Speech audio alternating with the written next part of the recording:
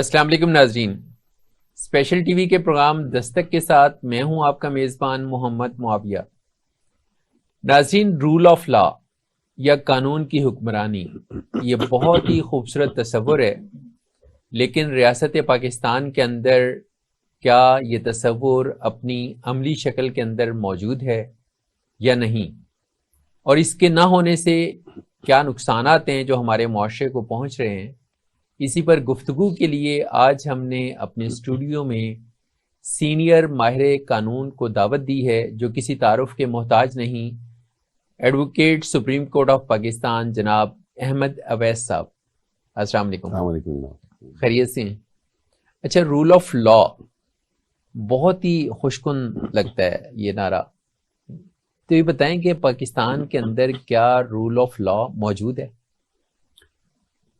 Theoretically تو موجود ہے، وہ قانون کی کتابوں میں تو لکھا ہوا ہے۔ پاکستان کا آئین کو اگر اس کا پریامبل پڑھیں جی تو پریامبل میں ہی یہ لکھا ہے کہ sovereignty lies with Allah to be exercised by the people of Pakistan through its chosen representatives. That's great. تو یہ تصور جو ہے اس میں رول آف لا کا بھی نظر آ گیا آپ کو، سوورینٹی جو ہے وہ اللہ کے پاس ہے، یقین کائنات کا مالک ہے، کوئی شک یہ بھی آ گیا، اور ساتھ ہی ساتھ ڈیموکریسی کا بھی تصور آ گیا تھرو اٹس چوزن ریپرزینٹیٹیوز۔ رائٹ۔ تو یہ ایک آئیڈیل کانسیپٹ جو ہے، اور یہاں پہ میں آپ کو یہ بھی بول کے بتاتا چلوں، ہم لوگ اصل میں یہ ہمارے ذہنوں میں، کیونکہ ہم نے ویسٹرن یونیورسٹی سے انہی کی کتاب میں انہی کے جورسٹ، تو ہمارے ذہنوں میں یہ ہے بائی اینڈ لارج کہ یہ رول آف لا کا، کانسٹیٹیوشن کا، ڈیموکریسی کا، یہ سارے جو کانسیپٹ ہیں جی یہ انلائٹنڈ کانسیپٹ جو ہیں یہ ہمیں ویسٹرن جورسٹ سے ملے، ان کی یونیورسٹیوں سے جو پڑھ کے آئے، یا انہوں نے وہاں پہ جو اس کے متعلق جو بات چیت کی، تو ہمیں یہ وہاں سے ملا۔ لیکن اگر آپ اس کی تحقیق کریں تو وہ ادروائز ہے بالکل صحیح۔ یہ بات میں اس لیے کر رہا ہوں کہ پاکستان جب یہ بنا تو 1500 سال کے بعد یہ فرسٹ آئیڈیولوجیکل اسٹیٹ تھی، دنیا کے نقشے پہ آئی، فرسٹ آئیڈیولوجیکل آفٹر 1500 ایئرس۔ پہلی کون سی تھی؟ وہ اسٹیٹ آف مدینہ تھی، یقیناً کوئی شک نہیں، جو سٹی اسٹیٹ تھی انیشلی۔ جی آپ سٹی اسٹیٹ جب مدینہ اس کی داغ پیٹ ڈالی گئی، اور رسول پاک صلی اللہ علیہ وسلم جب ہجرت کر کے مکہ مکرمہ سے وہ مدینہ پہنچے، جی مدینہ منورہ آئے، تو انہوں نے سب سے پہلا کام یہ کیا کہ انہوں نے اسٹیٹ آف مدینہ بنائی، سٹی اسٹیٹ آف مدینہ۔ اس کے دو ریزن تھے، یہ میں تھوڑی سی اس کی وضاحت اس لیے کروں گا کہ یہ آسان ہوگا آپ کے لیے، جی سمجھنا ضروری ہے۔ وہ اس لیے کہ پہلی بات تو یہ کہ اسلام جو ہے نا وہ ایک کوڈ آف لائف ہے، صرف ایک ریچول اس میں نہیں ہے کہ عبادات کا طریقہ کار صرف ہے اور کچھ نہ ہو باقی مذہب کی طرح، اسلام یہ نہیں ہے، کمپریہنسیو ہے، یہ کمپریہنسو پورا کوڈ آف لائف ہے۔ آپ قرآن شریف میں ہی آپ صرف کھول کو اس کو غور سے دیکھیں گے تو اس کے اندر آپ کو پورے سول لا اور فنڈامنٹل رائٹس کے متعلق، سول رائٹس کے متعلق، کانٹیکٹس کیسے کرنے ہیں، آپ نے ایگریمنٹس کووننٹس کیسے بنانے ہیں، ان کی ساری ڈیٹیل دی ہوئی۔ بالکل جی۔ پھر لا آف انہیریٹنس جو ہے، ویسٹرن یونیورسٹی جو بڑے بڑے جس وقت نامی گرامی جورسٹ ہیں وہ بھی کہتے ہیں کہ جی یہ جو لا آف انہیریٹنس جو قرآن شریف سے جو آپ کو جو مسلم جو لا آف انہیریٹنس ہے، یہ جب اس کو غور سے پڑھیں تو لگتا ہی نہیں ہے کہ کوئی انسان لکھ دے، کیا بات ہے، اس کو بنا دے، یہ اتنا ضرور۔ کبھی ساری آپ چلے جائیں ویسٹ میں کہیں پر تو انہیریٹنس کا کوئی پراپر نہیں ہے، تو میں ایک کسی کو آپ نے کسی نے وصیت کر دی اگر تو وصیت کے مطابق مل جائے گا، ورنہ اسٹیٹ لے جائے گی، یا کوئی بڑا بیٹا لے گیا، فلاں لے گیا، ایسے سچ وہاں پہ اس کے متعلق کوئی ایک کوڈیفائڈ لا موجود نہیں ہے. اور وراثت کی تقسیم کا جو تصور قرآن پاک میں جو قرآن پاک جتنی تفصیل سے بیان کیا گیا ہے, جتنی تفصیل سے جس کو بیان کیا گیا ہے وہ کہیں بھی آپ کو نظر نہیں آئے گا. بالکل. اسی طرح سے آپ نے دیکھا کہ یہ تھوڑا سا میں آف دا ریکارڈ اس لیے ہوں کہ ذرا سے کانسیپٹ کلیئر ہوگا تو پھر ہم اس کے اوپر بات کر لیں گے. رسول پاک کی 13 سال کی زندگی جو تھی وہ ان کی مکی زندگی ہے,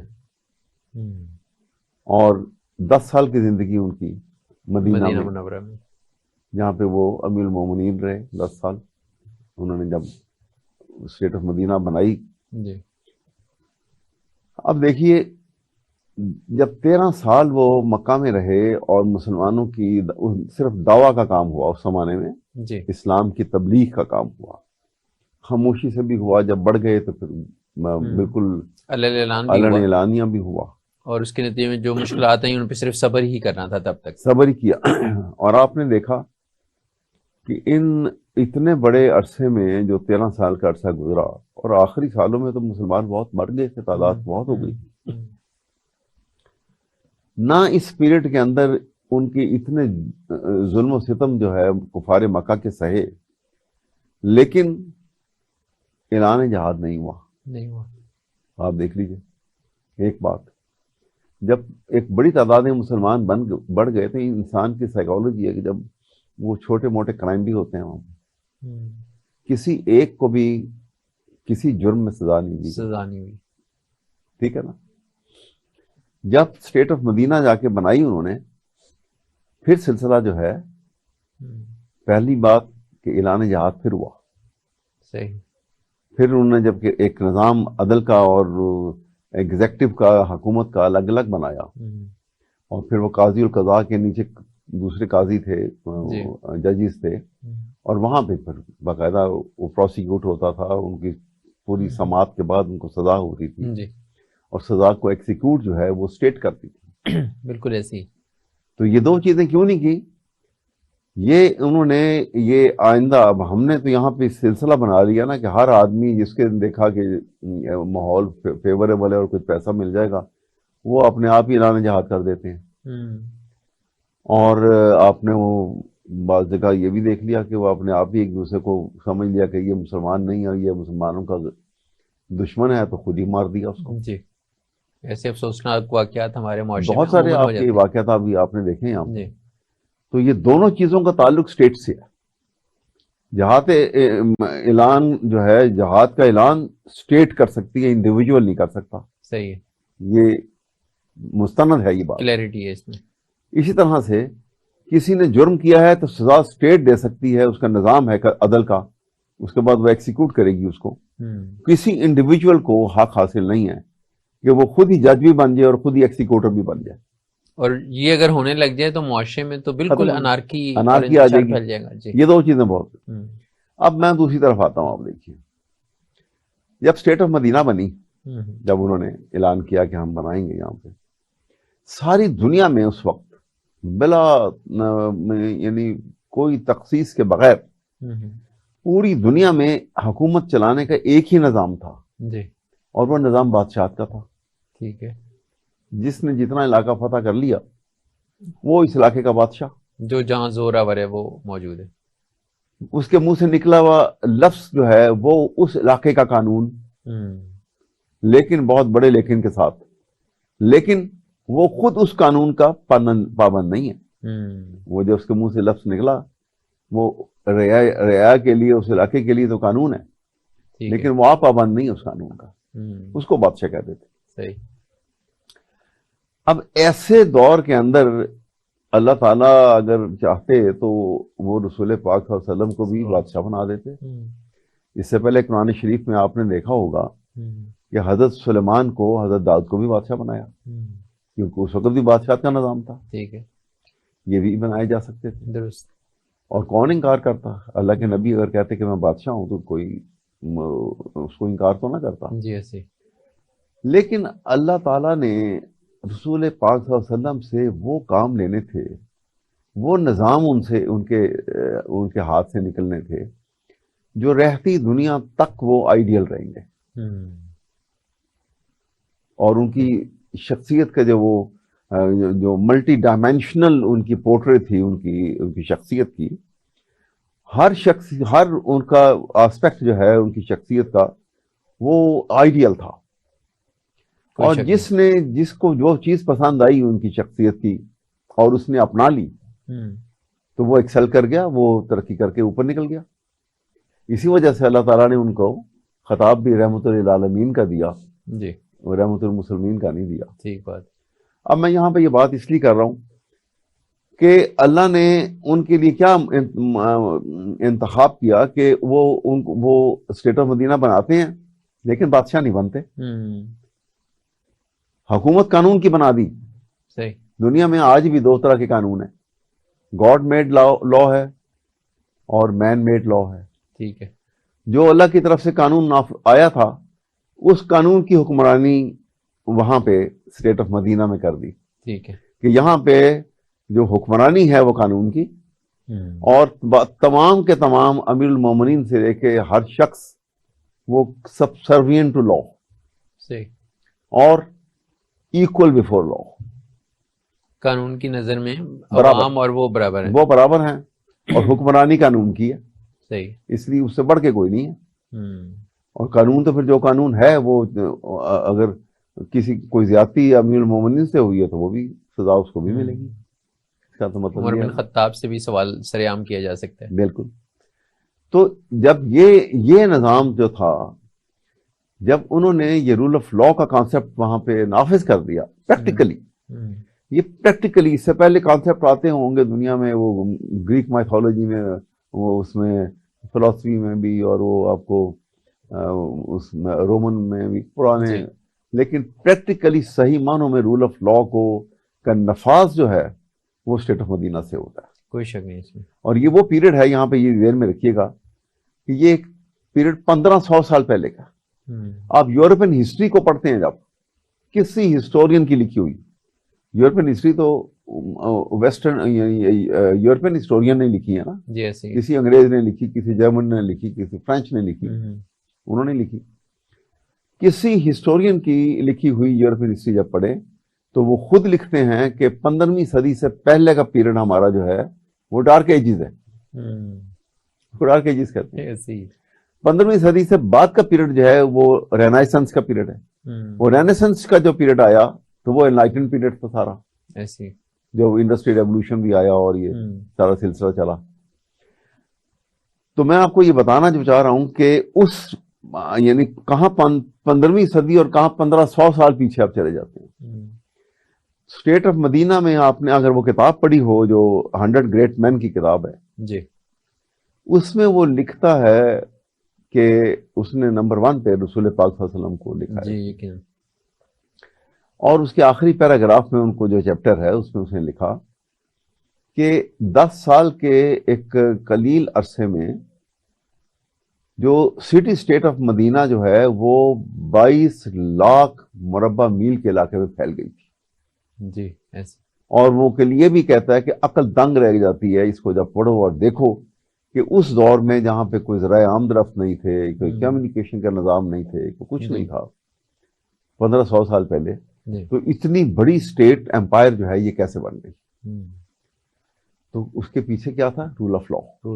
رول آف لا کا ادر دوسرا سائڈ پہ لیجیے تو اس کا مطلب ہے کہ میرٹ، سوائے میرٹ کے کوئی اور طریقہ کار نہیں ہے۔ یہ آئیڈیل نظام جس سے مسلمانوں نے انتہائی ترقی کی ان کے زمانے میں، اس کے بعد بھی سلسلہ چلا، لیکن شومی قسمت کے مسلمان اس کے بعد آہستہ آہستہ رول آف لا کو چھوڑ کے رول آف اتھارٹی کی طرف، ڈیسپوٹزم کی طرف آنے شروع ہو گئے۔ آپ نے دیکھا جی وہ واقعات بھی فوراً جو ہیں حضرت امام حسین کے واقعات، اور اس کے بعد کے واقعات بھی آپ کے سامنے ہیں، ظلم و ستم بھی، اور وہ قانون کی بالادستی کا نظام بھی ختم کر دیا، جو خلیفہ کے منہ میں آیا اس نے کیا اور جو دل چاہا اس نے کیا۔ تو ایک طرف مسلمان جنہوں نے بنیاد رکھی تھی پریکٹیکلی ان کے حضور صلی اللہ علیہ وسلم کے زمانے میں رول آف لا کی، اس بنیاد کو لے کے بجائے اس کے کہ اس کو پروموٹ کرتے، جی، یہ ڈیسپوٹزم کی طرف آگے، یہ رول آف اتھارٹی کی طرف آ گئے. جی. اور سارا یورپ اور ریسٹ آف ورلڈ جو تھی جنہوں نے آج ترقی کی ہوئی ہے وہ بادشاہتیں چھوڑ کے رول آف لا کی طرف چلا گیا. دیکھیں آپ ابھی سب دیکھ لیں جی. ان کی ریپبلکس جو ہیں اور وہاں پہ کتنا نظام قانون کی بالادستی کا نظر آتا ہے. یہ اوریجنیٹ تو وہاں سے ہوا, بیسیکلی انہوں نے ہم ہی سے لیا, ہم ہی سے لیا. جی. وہ ترقی کر کے وہ آگے نکل گئے. ہم کیونکہ ڈیسپوٹزم کی طرف آ گئے تو ہم انعطاف پذیر ہیں جو آپ کے سامنے جو حالات ہیں. تو یہ ہے, میں آپ کو ایک پہلے تو میں نے اس کی ایک تھوڑی سی ڈیٹیل دی. اب دیکھیے پاکستان بنا, قائد اعظم کی ایک ولولہ انگیز جو لیڈرشپ تھی,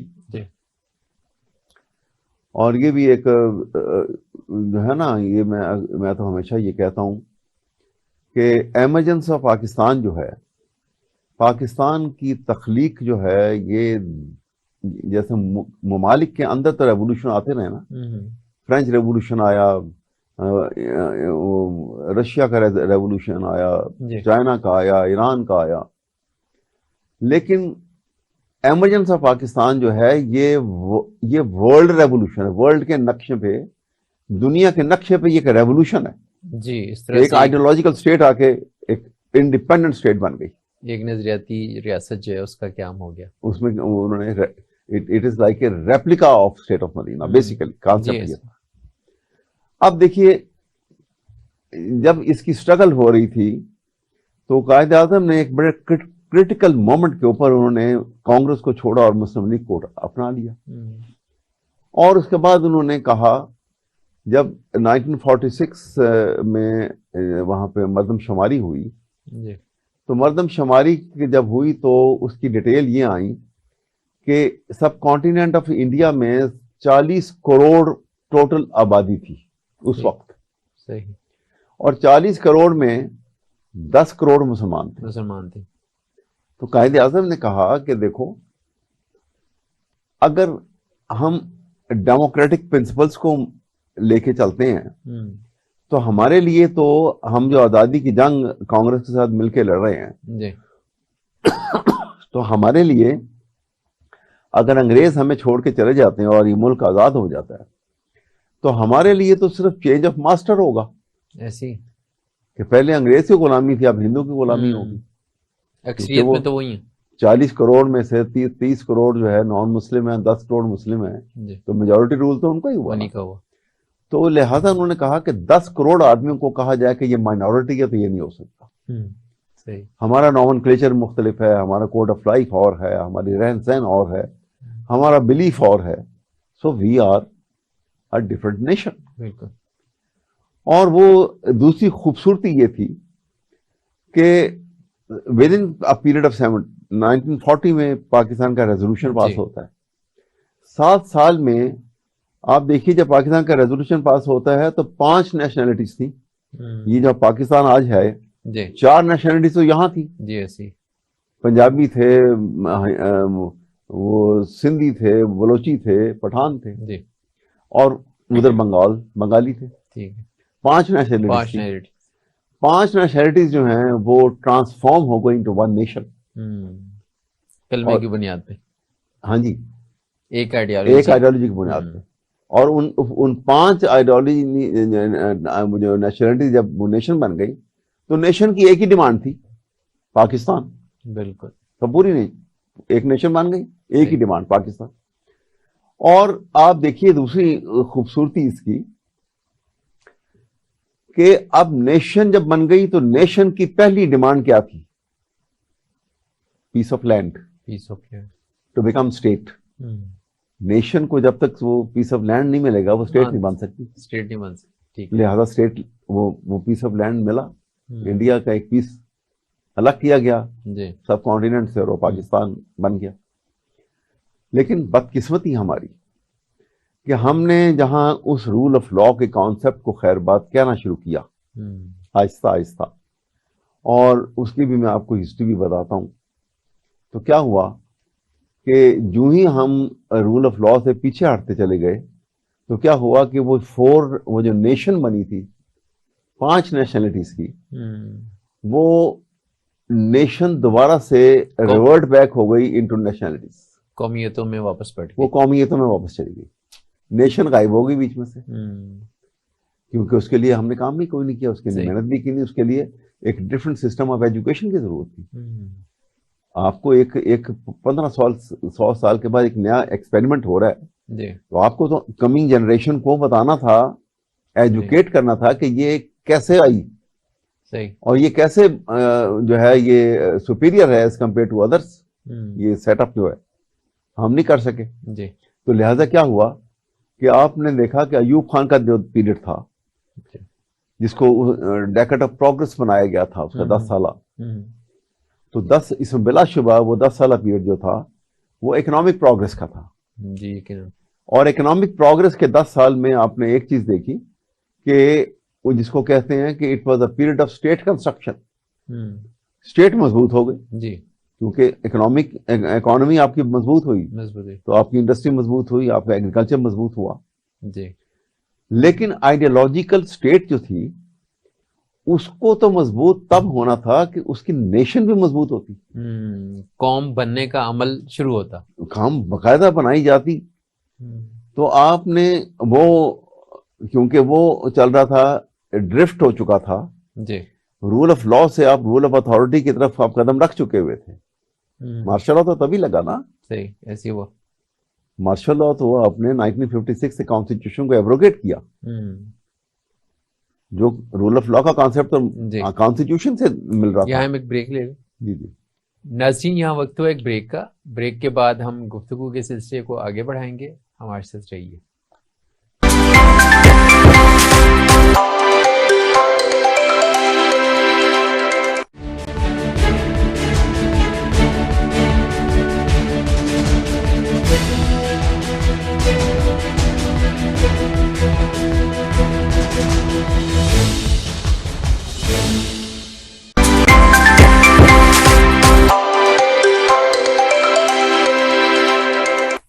ویلکم بیک.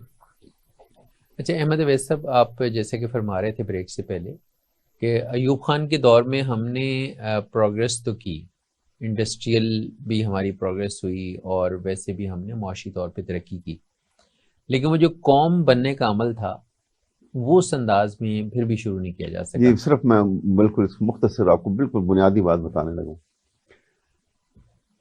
ادراک نہیں تھا ہماری لیڈرشپ کو, جو اس وقت کی پولیٹیکل لیڈرشپ, چاہے وہ ملٹری سے آئی, جیسے آئے دوسرے بھی جو تھے, وہ ادراک کیوں نہیں تھا کہ یہ پارٹ جو تھا نا, جی پاکستان ہے آج, جی یہ سارا آپ اس زمانے کی ہسٹری کو بھی نکال کے دیکھیں, یہ سارا فیوڈل لارڈز کا علاقہ ہے.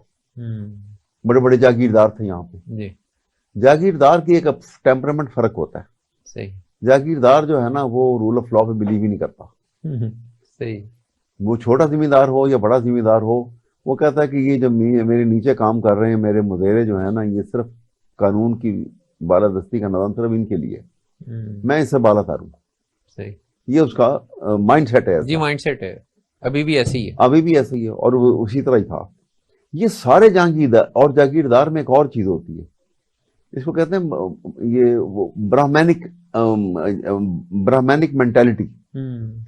وہ یہ ہے ہم جاگیردار کی کہ اپنے سے طاقتور کے آگے جھک جاؤ, صحیح, اور کمزور کے اوپر ظالمانہ طریقے سے اٹیچ کرو, حملہ کرو, دبا کے رکھو اس کو. صحیح. لہٰذا انگریز جب یہاں پہ آ کے حکمران ہو گئے تو یہ جتنے بڑے ذمہ دار تھے, یہ تمام کے تمام انگریزوں کے ساتھ انہوں نے اپنے روابط بڑھا لیے اور ان کی ایجنسیوں کی ڈائریکشن کو فالو کرتے تھے. ٹھیک ہے. تو اس کا کیا ہوا کہ یہ آپ نے دیکھا کہ اتنی مسلم لیگ کی اور قائد اعظم کی سٹرگل 1940 سے شروع ہوئی, اس سے پہلے مسلم لیگ طاقتور ہوتی چلی جا رہی تھی. لیکن پنجاب میں جہاں پہ لاہور ریزولوشن پاس ہو رہا ہے, لاہور میں, پنجاب کی اسمبلی جو تھی وہاں پہ آخری دن تک پاکستان کے حق کا ریزولوشن پاس نہیں ہوا. اس لیے کہ ساری جو لیڈرشپ پنجاب کی تھی, جو اسمبلی میں آ کے بیٹھی ہوئی تھی, وہ یا یونینسٹ تھے یا کانگریسی تھے, ایسی مسلم لیگ کے کم تھے. تو کیونکہ وہ جو انسٹرکشن فالو کرتے تھے. 1946 کے جب الیکشن آئے تو اس وقت ان کو انگریزوں کی ایجنسیوں نے کہا کہ بھائی اب تو قائد اعظم کی یہ ڈیمانڈ اتنی طاقتور ہو چکی ہے کہ قائد اعظم نے 1945-46 کے الیکشن میں جس کو ٹکٹ دے دیا وہ الیکٹ ہوگا. تو مسلم لیگ میں آ جاؤ. یہ سارے بھاگ کے مسلم لیگ میں آ گئے, یہ سارے جاگیردار, اور ریٹرن ٹکٹ لے کے پارلیمنٹ میں آ کے بیٹھ گئے. اب جب یہ پارلیمنٹ میں بیٹھے تو ان کو کوئی ادراک نہیں تھا کہ آئیڈیالوجیکل اسٹیٹ کیسے چلانی ہے. صحیح. نمبر ایک. نمبر دو, یہ تو عادی تھے کہ طاقت کے ساتھ مل کے چلیں گے. لہٰذا انہوں نے فوراً آ کے ایک کام کیا کہ ایک انڈیا کا تھریٹ تھا, پاکستان کے کو خطرہ تھا, پاکستان کے پاس فوج بھی نہیں تھی, انہوں نے ایسٹ کی تقسیم بھی نہیں پراپر کی تھی, تو وہ ہر وقت ان کی لیڈرشپ کہتی تھی کہ ہم پاکستان کو کس وقت بھی کھا دیں گے, ختم کر دیں گے. اس کا بینیفٹ لیتے ہوئے انہوں نے سول ملٹری بیوروکریسی جو تھی اس کے ساتھ یہ جڑ گئے, یہ جو تھے, اور ان ہاؤس کانسپریسی کا سلسلہ شروع ہو گیا. ٹھیک ہے. رول آف لا کو تو بالکل ہی انہوں نے بالائے طاق رکھ دیا. صحیح. اور پھر آپ نے دیکھا کہ یہاں پہ فوجی انقلاب آ گیا, اور اس کے لیے آپ نے اب you have to go back to 1954. صحیح. 1954 میں جب غلام محمد اسمبلیاں یہ خواجہ ناظم الدین کی حکومت کو توڑا اس نے, جی, جب وہ آئین بننے کی تیاری ہو رہی تھی, جی, تو اس کو نظر آیا کہ آئین میں تو اس کی طاقت ختم ہو جائے گی گورنر جنرل کی, کیونکہ یہ تو ہی steps in the shoe of the viceroy, وہ طاقت استعمال کرتا ہے. اس نے اس کو ختم کیا, اور یہاں سے اندازہ لگتا ہے کہ پاکستان میں فوج اور امریکہ کتنے اثر انداز ہوئے تھے ہماری پالیٹکس میں. 54 میں جب اس نے ناظم الدین کی حکومت کو توڑا, اور امریکہ میں پاکستان کا ڈپلومیٹ جو سفیر تھے وہاں پر, اس کو بلایا گیا کہ تم پاکستان میں آؤ, کراچی پہنچ گئے, پرائم منسٹر آف پاکستان کا اوتھ لو, a non elected person, a diplomat. لیکن امریکہ بہادر کا کہنا تھا کہ ایسا کرو. لہذا محمد علی بوگرا نے آ کے یہاں پر as prime minister of Pakistan اتر لیا, ان الیکٹڈ پرسن. اس کی بعد اس کی جب کیبنٹ بنی تو اس کی ایک بعد میں اس کی کیبنٹ کے اندر ایوب خان جو کہ سرونگ کمانڈر ان چیف تھے اس وقت, وہ اس کے اندر کیبنٹ میں ممبر بن گئے ایز ڈیفنس منسٹر. جی. تو کیا ہوا کہ پرماننٹلی پار فلکرم جو ہے وہ سول سے فوج میں شفٹ کر گیا. بالکل کر گیا. یہ وہاں سے آپ نے رول آف لا کو خیر بار کہا, اور آپ چل گئے رول آف اتھارٹی کی طرف, کہ جس کے ہاتھ میں طاقت ہے وہی طاقتور ہے. اور جاگیرداروں کا تو مائنڈ سیٹ ہی یہ تھا کہ طاقتور کے ساتھ مل جانا ہے, ایگزیکٹلی, تاکہ وہ نیچے والوں پہ حکومت کر سکے, یہ کر سکے. اب یہ ساتھ آ گئے. 1956 کا کانسٹیٹیوشن آیا, ایبروگیٹ ہو گیا, ایوب خان آ گیا 1958 میں, اور ایوب خان نے آ کے اپنا 1962 کا کانسٹیٹیوشن دیا. لیکن کیونکہ فوج سے آیا ہوا تھا ایک آدمی, ایک جرنیل, اس کو کمپریہنشن ہی نہیں تھا کہ ایک آئیڈیالوجیکل اسٹیٹ کو چلانے کا طریقہ کار کیا ہوگا, ایک آئیڈیالوجیکل اسٹیٹ ہوتی کیا ہے, وہ کانسیپٹ اسٹیٹ آف مدینہ تھا کیا, پتہ ہی نہیں تھا. لہذا اس نے 10 سال میں وہ سچویشن کو ایڈوانٹیج ملی, اکنامیکلی ترقی کی, لیکن آئیڈیالوجیکل اسٹیٹ میں سائملٹینیسلی اسٹیٹ اور نیشن کی ترقی ہوتی ہے. State development and national development simultaneously اگر کرنی چاہیے تھی, ہم نے نہیں کی. تو آپ نے دیکھا 1969 میں ایوب جاتا ہے, 2 سال کے بعد ایسٹ پاکستان الگ ہو کے بنگلہ دیش بن گیا, اس لیے کہ ہم نے نیشن کو نہیں بنا سکے. نظریاتی طور پہ ہم نے قوم بنانے کی طرف قدم اٹھایا ہی نہیں تھا. ہم نے کوئی نہ ان کو تیار کیا, نہ پڑھایا, نہ بتایا کہ کیا ڈسٹنکشن ہے. لہٰذا وہ ٹوٹ کے الگ ہو گیا. آپ نے دیکھا وہ ادھر چلا گئی, ادھر. یہ نقصان یہ رول آف لا کی فقدان کی وجہ سے پہلا بڑا دھچکا لگا پاکستان کو, یہ ہوا. اور اس کے بعد پھر آپ نے دیکھا کہ وہ ایک کے بعد دیگرے جو مارشل لا آتے گئے.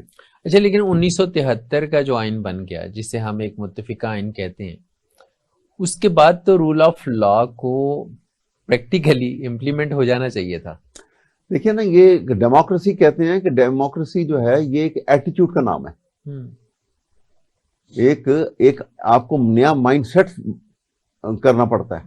ٹھیک ہے. اور وہ مائنڈ سیٹ کیا ہوگا کہ آپ کا سامنے جو آپ کے ایک فیلو ہیومن بینگ ہے دوسرا، قطع نظر کہ وہ اس کا تعلق جو ہے کس جماعت سے ہے، قطع نظر کہ اس کا نظریہ کیا ہے، صحیح، یو ہیو ٹو ریسپیکٹ ہم ایکول بیس کے اوپر، کہ تم بھی اگر ہیومن بینگ ہو تو وہ بھی ہیومن بینگ ہے، اس کی رگوں میں بھی وہی سرخ خون ہے جو آپ کے ہے، جی بالکل، اور وہ بھی پاکستان کا اتنا ہی بڑا شہری ہے جتنا آپ ہیں، تو اس کی اوپینین کو بھی آپ نے اہمیت دینی ہے، صحیح، اور اس کے ووٹ سے جب آپ الیکٹ ہو کے آئیں گے تو آپ نے وہ جو وعدے کر کے آپ نے وہ ووٹ لیا، جی ان وعدوں کی پاسداری بھی کرنی ہے، ٹھیک ہے، اور جو عوام نے جب آپ کو ووٹ دیا تو جو عوام کی ایسپریشن کو آپ کو پتا لگا کہ عوام کیا چاہتے ہیں، ہاں جی، ان کی ایکسپیکٹیشنز آپ سے ہیں کیا؟ وہ آپ نے جب پارلیمنٹ میں آ کے بیٹھ کے اور آپ نے حکومت بنا لی، تو آپ کی نمائندہ حکومت تو اس وقت ہوگی کہ جب آپ ان ایسپریشن کا خیال رکھیں گے اور ان کے لیے آپ لیجسلیشن بھی کریں گے، قانون سازی بھی کریں گے، اور کوشش کریں گے کہ آپ وہ اچیو کر کے کامن مین کی حالت کو بہتر بنائیں۔ جی اب یہاں پر یہ آپ نے، میں اسی لیے کہتا ہوں کہ ہمارے یہاں پہ اس کے بعد جتنی حکومتیں آئی ہیں مارشل لاء کے علاوہ بعد میں بھی جتنے انتخابات ہونے کے بعد پراپر الیکشنز کے بعد بھی حکومتیں آئیں، جی ان سب کو آپ الیکٹڈ گورنمنٹ تو کہہ سکتے ہو، لیکن آپ ان کو کسی طریقے بھی آپ ان کو نمائندہ حکومت نہیں کہہ سکتے، کیونکہ جب لوگوں کی ایسپریشن کو وہ ریپرزینٹ ہی نہیں کرتی تو نمائندہ حکومت کیسی نمائندہ ہوگی؟ حکومت تو نہ ہوئی، اور یہاں سے ہی ہماری جو ہے ایک برائی کا پہلو بھی نکلتا ہے، اور یہاں ہی سے ہی پتہ لگتا ہے کہ ہماری حکومتیں کیوں کمزور رہیں، کیونکہ ایک گیپ رہا، ایک عوام کے اور حکومت کے اہل حکومت کے درمیان ایک گیپ رہا، یہ گیپ جہاں پہ نہیں ہے وہاں پہ فورن انٹرونشن کبھی کچھ نہیں کر سکی۔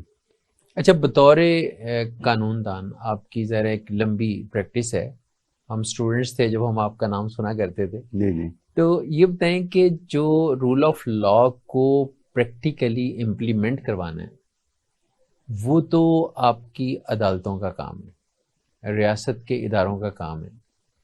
اگر یہ سب لوگ اپنی اپنی ڈگر سے ہٹ بھی جائیں تو جو آپ کی عدالتیں انہوں نے ان کو واپس اپنی جگہ پہ لانا ہے۔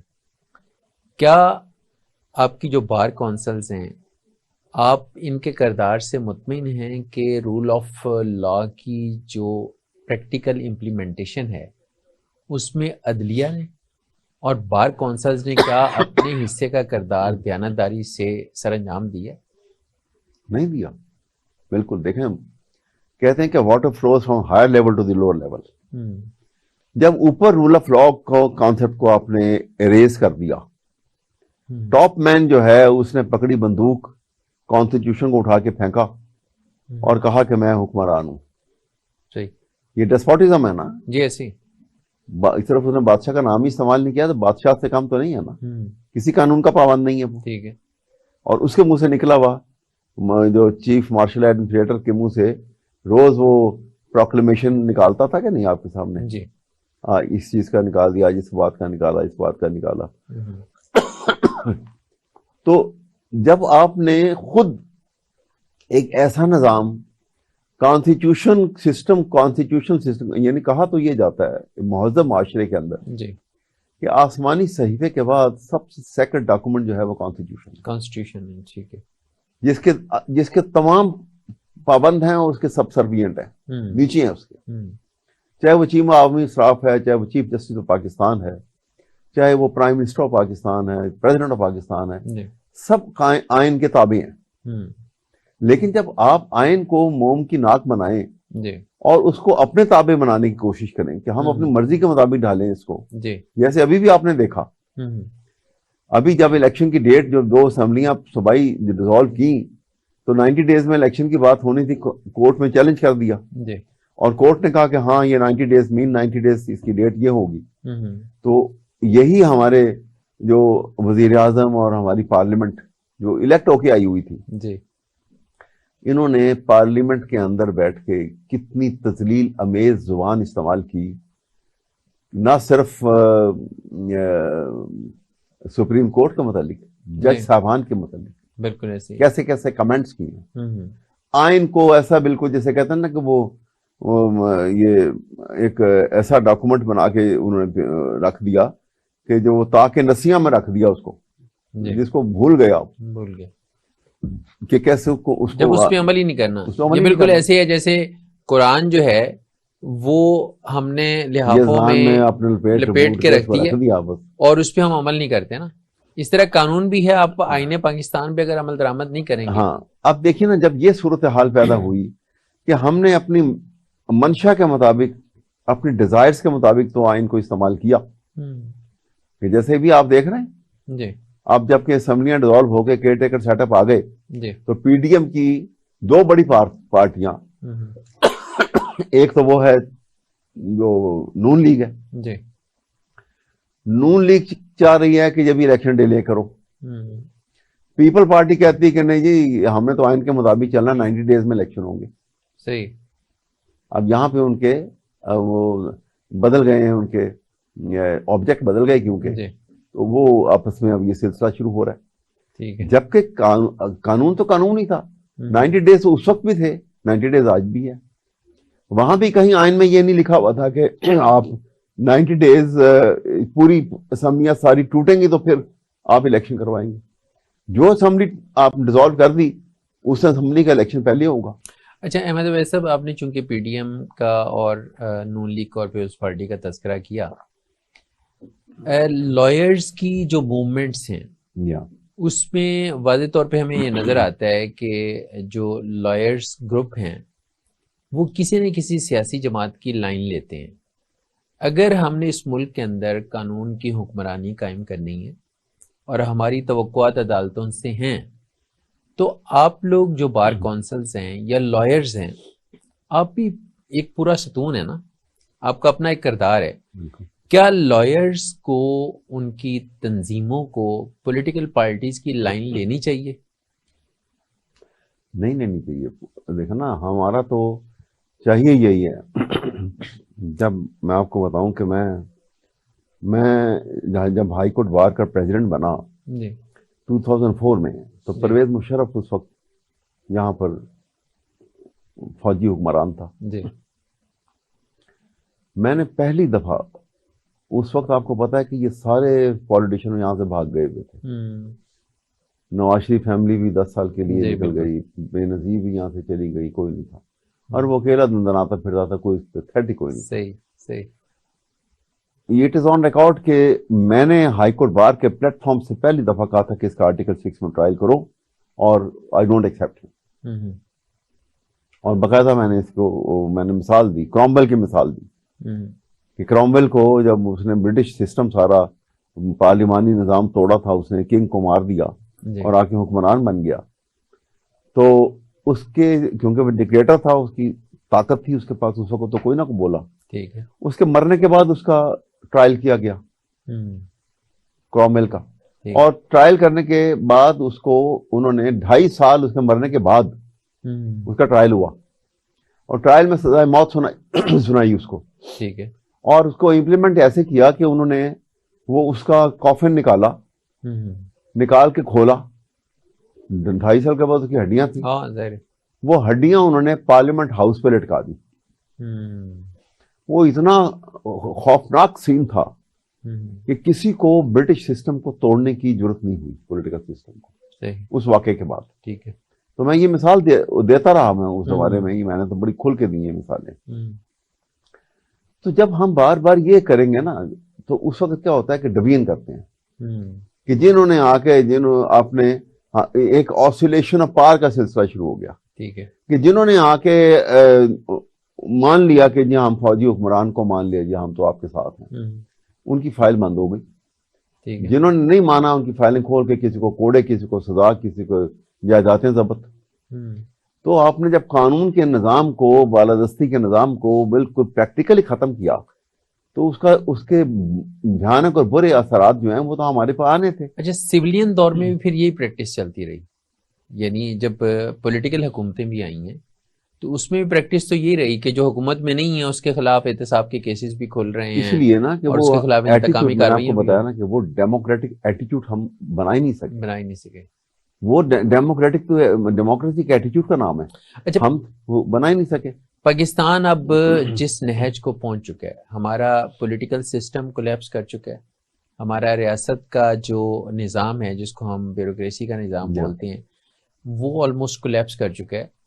ایسے میں آپ کیا سوچتے ہیں کہ جو وکلا کی تنظیمیں ہیں، بار کونسلز ہیں، وہ اسی طرح سے اپنے اپنے پولیٹیکل چھتریوں کے نیچے موجود رہیں گی، یا آپ لوگ اس سے بالا تر ہو کے کچھ سوچیں گے؟ کسی نے تو امید دکھانی ہے نا، کسی نے تو راہ دکھانی ہے. میرے خیال میں اس وقت بڑا سیریسلی میں خود بھی اس کا قائل ہوں اور بڑی کمٹمنٹ کے ساتھ قانون کے بالادستی کا نظام، آئین کی حکمرانی کے لیے، اور لائرز کی جو یہ تنظیمیں ہیں اور بار کاؤنسلز ہیں اس کے اندر بھی اور بار ایسوسیشنز میں بھی یہ بات اب بڑی تیزی سے اٹ از بروئنگ، آہستہ آہستہ وہ چل رہی ہے جی، اور سلگ رہی ہے اس وقت. اور یہ جس طرح سے بار بار ایک دھچکا لگ رہا ہے، ایک کے بعد دوسرا جھٹکا لگ رہا ہے ہمارے آئین کو اور عدالتی نظام کو.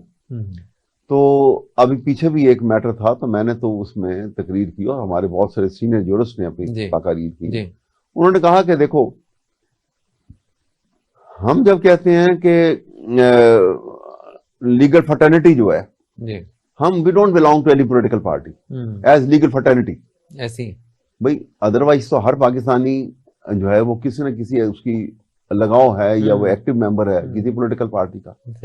لیکن جب آپ لیگل فرٹرنیٹی کی بات کریں، بار ایسوسیشن، بار کاؤنسل کی بات کریں، تو as member of bar council اور as member of legal fraternity and bar association ہمارا تعلق کسی پولیٹیکل پارٹی سے نہیں ہے. زبردست. ہم چاہتے ہیں کہ ملک میں جو ہے وہ رول آف لا ہو، قانون کی اور حکمرانی ہو، آئین کی بالادستی ہو، اور نہیں ہوگی تو یہ ہماری ریڈ لائن ہے جو اس کو عبور کرے گا، ہم اس کے لیے باہر نکل آئیں گے. اور یہ تبھی ممکن ہے کہ جب آپ لوگ اپنی اپنی پولیٹیکل جو پارٹیز ہیں ان کے ساتھ جو ایفیلیشن ہے اس سے آپ دستبردار ہو جائیں. بالکل. اس کی وجہ یہ ہے کہ قانون کی عمل داری میں سب سے اہم رول وکلا کا ہے. پہ ابھی گول میز کانفرنس ہوئی تھی پچھلے 2 مہینے پہلے میرے خیال میں نے وہاں تقریر کی تھی اور میں نے وہاں پہ یہ کہا، میں نے کہا جی ہماری ریڈ لائن جو ہے وہ تو آئین اور سپریم کورٹ جو ہے وہ جوڈیشری ہے. جو اس کو کراس کرے گا تو وہ سمجھیں کہ ہمارے ساتھ کنفرنٹیشن ڈائریکٹ ہے اس کی. ٹھیک ہے. اور میں نے کہا دیکھیے، ہم being the member of legal fraternity ہمارا کوئی تعلق نہیں ہے کسی پولیٹیکل پارٹی سے. ہم نے شیئر نہیں کرنا حکومت کے افیئرس کو جی، نہ ہم آلٹرنیٹ گورنمنٹ بنانے کے لیے بیٹھے ہوئے کہ جی ان کو گرا دو اور اس کے بعد ہم آ جائیں. ٹھیک ہے. ہمارا کام تو یہ ہے کہ ہم یہ کہتے ہیں کہ آپ حکومت کریں، جو بھی حکومت کر رہی ہے پارٹی، لیکن قانون کے جو نظام آئین نے دیا ہے اس کے اندر رہ کے آپ چلیں اور حکومت کریں. ہمیں کوئی آپ سے تکلیف نہیں ہے. مثال دی میں نے کہ جیسے ایک جہاز انٹرنیشنل فلائٹ پہ جاتا ہے جب، تو وہ کتنے ملکوں سے، کتنے ممالک سے گزر کے جاتا ہے، اور وہ ایک ڈیفائنڈ پیسج بنا ہوتا ہے، ایئر پیسج جی، وہ وہاں سے گزر کے جاتا ہے. ٹھیک ہے. اور وہ کیونکہ آلریڈی ڈیفائن ہے، ڈیسائیڈڈ ہے، تو کوئی اس میں انٹرفیرنس نہیں ہے. ٹھیک ہے. لیکن اگر کوئی جہاز اس پیسج سے ہٹ جاتا ہے، جی، رائٹ لیفٹ ہو جائے، وہ اس ملک کے فورن انٹرسیپٹر جو ہیں وہ آن ایئر آ جاتے ہیں. بالکل ایسی. اور وہ اس کو میسج دیتے ہیں کہ اپنا راستہ سیدھا کرو، otherwise we will shoot you down. ہاں، جو خلائی حدود ہیں آپ نے ان کی خلاف ورزی کر دی ہے. تو میں نے کہا یہی ہم کہتے ہیں کہ اپنا راستہ آپ سیدھا کرو، ہمیں کوئی اعتراض نہیں. رائٹ لیفٹ ہو گئے وی ول شوٹ یو ڈاؤن. کوئی بھی حکومت ہوگی، کیونکہ قانون کے اوپر چلنا ہے تو ٹھیک ہے. آئین سیکرٹ ہے، اس کو ہم اسی طرح سے رکھنا چاہتے ہیں اور اسی کی بالادستی. آئین ختم کر دیں، آپ قانون کی بالادستی ختم کر دیں تو لیگل پروفیشن کیسے چل سکتا ہے؟ عدالتی نظام کیسے چل سکتا ہے؟ اور عدالت کا نظام اگر نہیں چلے گا تو society will become free for all. اور جو سوسائٹی فری فار آل ہو جاتی ہے سب سے خطرناک سوسائٹی ہوتی ہے. جی، جنگل لا ہے پھر تو ایسی. اور اس کے مظاہر ہم دیکھتے رہتے ہیں، جو اب ہم اس طرف بڑی تیزی سے بڑھ رہے ہیں. وقتاً اس کے نظارے ہمیں ملتے رہتے ہیں. تو اس لیے یہ جو خطرناک ہے، اور ایک ایسا ایک طبقہ پیدا ہو گیا ہے جسے آپ فلتھی رچ کہتے ہیں. ان کا کوئی دین مذہب نہیں ہوتا کہ وہ کہنے میں ان کے نام سے آپ سمجھ لیں کہ یہ مسلمان ہیں، لیکن حقیقتاً ان کا دین مذہب نہیں ہوتا. ان کا دین اور ان کا مذہب صرف پیسہ. ان کے ایسٹس. جہاں سے مانیٹری انٹرسٹ ہے وہی سب کچھ ہے ان کے لیے, وہی سب کچھ ہے. نہ نیشنلٹی ان کی, نہ عقیدہ ان کا, نہ ان کا مذہب کوئی, اور نہ ان کے اندر وہ سینسٹیوٹی ہوتی ہے, نہ انسان کی وہ عزت و قدر ان کے دل میں ہوتی ہے. یہ ایک طبقہ یہاں پہ آج چھا چکا ہے. ہمیں ان سے نجات حاصل کرنا ہے, اور یہ نجات حاصل کریں گے. یہ میرے خیال میں جتنے سسٹم میں خرابی آ رہی ہے, ایسا لگتا ہے کہ یہ سسٹم اتنا خراب ہو چکا ہے کہ اس کی جگہ نئے سسٹم نے جب جنم لینا ہے تو اس کو پوری طرح ڈیمالش کر کے لینا ہے. یقیناً یہ حالات ایسے بن گئے ہیں, اور یہ نظام پاکستان نے قائم رہنے کے لیے بنا ہے, تو یہ سب کے سب سسٹم ٹوٹیں گے. ایسے میں جب خرابی ایک پوائنٹ آف نو ریٹرن تک چلی جاتی ہے تو خیر پھر وہیں سے ابھرتی ہے, وہاں سے ابھرتی ہے. اور میں ملکہ یہ بھی کہوں گا کہ ابھی ہمیں تو یہ طریقہ کار ایز اے نیشن اپنانا ہوگا. ایک نیا سیٹ, مائنڈ سیٹ جو ہے قوم کو دینا ہوگا, اور ہم لیگل فرٹرنٹی اس میں پہل کرے گی ضرور. میں آپ کو بتاؤں انشاءاللہ تعالیٰ وی آر ڈیٹرمنٹ کہ اس کے اوپر ہم پہل کریں گے. اور یہ نیا مائنڈ سیٹ جو ہم دیں گے وہ یہی ہے کہ simple living and high thinking, یہ شوڈ بی آر موٹو. جن لوگوں نے ترقی, جن قوموں نے ترقی کی ہے, جو ہمارے 1500 سال پہلے کی بات میں آپ سے کر رہا ہوں, ابھی اب چائنا کی مثال آپ کے سامنے ہے, تو اس کے بغیر جو ہے وہ ترقی نہیں ہو سکتی جب تک ہم یہ مائنڈ سیٹ نہیں کہ ہماری پہچان جو ہے وہ ہمارا انٹلیکٹ, ہماری تعلیم, ہمارا بیہیویئر, نہ کہ ہمارے اچھے کپڑے, ہماری بڑی قیمتی گاڑی. یہ چیز ہمیں اس کو فورگو کرنا ہوگا, اور یہ اس لائن پہ نئی جنریشن کو اور ان کو اجاگر کرنے کے لیے ہمیں وہ superiority of Islamic concept of state جو ہے وہ بھی لے کے آنا ہوگا ضرور. یہ میں سمجھتا ہوں. تو یہی ہے, وہ جیسے علامہ نے بھی کہا تھا نا کہ میرا طریق امیری نہیں فقیری ہے, خود ہی نہ بیچ غریبی میں نام پیدا کر. تو یہ دس از ہاؤ آئی تھنک کہ ہم یہ اچیو کر سکتے ہیں, لیکن اس اچیو کرنے میں شاید ہمیں کسی آگ کے دریا سے بھی گزرنا پڑے, لیکن گزرنا چاہیے ہمیں. جب تک یہ جنریشن جو ہماری جنریشن ہے اس کمٹمنٹ کے ساتھ آگے نہیں بڑھی ہوگی, کھڑی نہیں ہوگی کہ آج ہم اپنی قربانی کے لیے تیار ہیں, کہ یہ ہماری قربانی ہماری اگلی نسل کو جلا بخشے گی اور اچھا پاکستان سامنے آئے گا. زبردست, یہ کمٹمنٹ ہونی چاہیے ہمارے اندر. بہت شکریہ احمد اویس صاحب آپ کا. ناظرین, ہمارے پروگرام کا وقت ختم ہوا. احمد اویس صاحب سے بہت تفصیلاً ڈسکشن ہوئی رول آف لا پر, اور انہوں نے کہا کہ جب تک ہم 1400 سال پہلے کے اپنے اس ریاست مدینہ کے تصور کو پوری طرح سے اپنی زندگیوں میں لے کر نہیں آئیں گے, ہم بہتری کی طرف نہیں جا سکتے. اور وہ وقت آن پہنچا ہے کہ جب معاشرے کے تمام سوجھ بوجھ رکھنے والے اور سمجھ رکھنے والے طبقات مل بیٹھیں اور اس ملک کو ایک نئی سمت میں چلانے کے لیے ایک نیا جو ہے وہ عہد کریں, تاکہ یہ ریاست جس نام پر بنائی گئی تھی, کلمے کے نام پر, اس اپنے آئیڈیالوجیکل تصور کو پوری طرح سے امپلیمنٹ کرنے کے لیے ہم اپنے سفر کو پھر سے شروع کر سکیں. مجھے امید ہے کہ آپ کو ہمارا آج کا پروگرام پسند آیا ہوگا. اپنے فیڈ بیک سے ضرور آگاہ کیجیے گا. اپنے میزبان محمد معاویہ کو اجازت دیجیے. اللہ حافظ.